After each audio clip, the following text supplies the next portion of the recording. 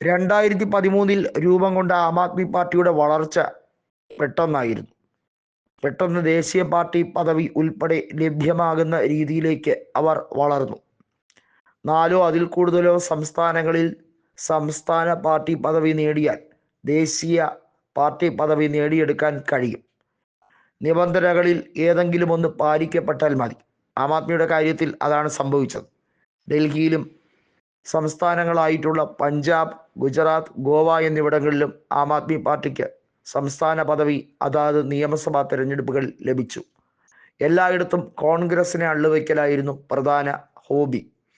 അതായത് കെജ്രിവാളിൻ്റെ രാഷ്ട്രീയം എന്നത് വർഗീയ വിരുദ്ധ രാഷ്ട്രീയമല്ല. കോൺഗ്രസിൻ്റെ വോട്ടുകൾ എങ്ങനെ പെട്ടിയിലാക്കാം, എങ്ങനെ BJPയെ കൂടുതൽ കംഫർട്ടബിളായി ജയിപ്പിക്കാം, അതാണ് കെജ്രിവാൾ ഫലത്തിൽ ചെയ്തുകൊണ്ടിരുന്നത്. അന്ധമായ കോൺഗ്രസ് വിരോധമാണ് ആ മനുഷ്യനെ ഇപ്പോൾ തകിടം മറിച്ചിരിക്കുന്നത്. മദ്യനയ കേസുമായി ബന്ധപ്പെട്ട് തന്നെ കുടുക്കാൻ ശ്രമിച്ചപ്പോഴും കോൺഗ്രസ് എല്ലാ രീതിയിലുള്ള വൈരാഗ്യവും മറന്നുകൊണ്ട് കെജ്രിവാളിനെ ശക്തമായി പിന്തുണച്ചുകൊണ്ട് രംഗത്ത് വന്നു. അത് വാസ്തവത്തിൽ മനുഷ്യത്വം കാണിക്കുന്ന ഒരു പാർട്ടി എന്ന രീതിയിൽ ചെയ്തതാണ്. കെജ്രിവാൾ പ്രമേയ രോഗിയായതുകൊണ്ടും അദ്ദേഹത്തിൻ്റെ ആരോഗ്യവുമായി ബന്ധപ്പെട്ട വിഷയങ്ങൾ ഉൾപ്പെടെ കോൺഗ്രസ് അംഗങ്ങൾ പോലും ലോക്സഭയിൽ മാറി മാറി പറയുകയുണ്ടായി.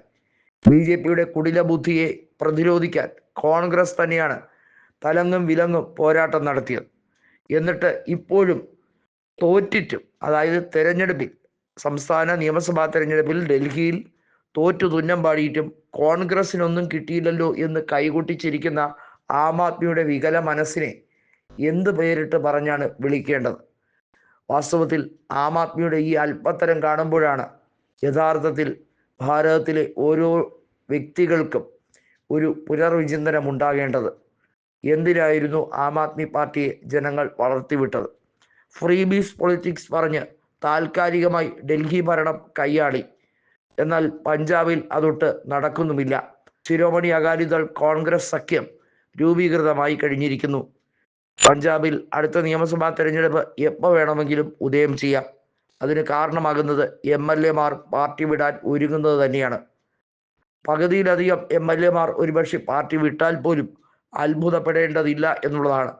ഭാഗവന്ത് മാനിനെ ശക്തമായി എതിർക്കുന്ന MLA-മാർ പ്രത്യേക യോഗം ചേർന്ന് അതുമായി ബന്ധപ്പെട്ട തീരുമാനങ്ങൾ, വിമത നീക്കം അതിശക്തമായി എടുക്കാൻ തീരുമാനിച്ചു കഴിഞ്ഞിരിക്കുന്നു. അത് കെജ്രിവാളിന് ഒരു മറുപടിയാണ്. ഗോവയിലും ഗുജറാത്തിലും ഇതേ രീതിയിൽ രാഷ്ട്രീയം കളിച്ചാണ് കോൺഗ്രസിനെ അള്ളുവെച്ച് അധികാരത്തിൻ്റെ പുറത്താക്കാൻ പരമാവധി BJPയെ സഹായിച്ചത്. അതിൽ അധികാരം ലഭിക്കുന്ന കാര്യവുമായി ബന്ധപ്പെട്ടത് ഗോവയിൽ ഏറ്റവും ശക്തമായി അവിടെ പ്രമോദ് സാവന്തിനെ സഹായിച്ചത് തന്നെയാണ്. ഇതൊന്നും സാധാരണക്കാർ മറക്കുന്നില്ല. ചതിക്ക് ചതി എന്ന രീതിയിൽ കോൺഗ്രസ് അതിന് മറുപടി പറയാനും പോയില്ല. ജനങ്ങളാണ് ആം ആദ്മി പാർട്ടിക്ക് കൃത്യമായ മറുപടി കൊടുത്തത്.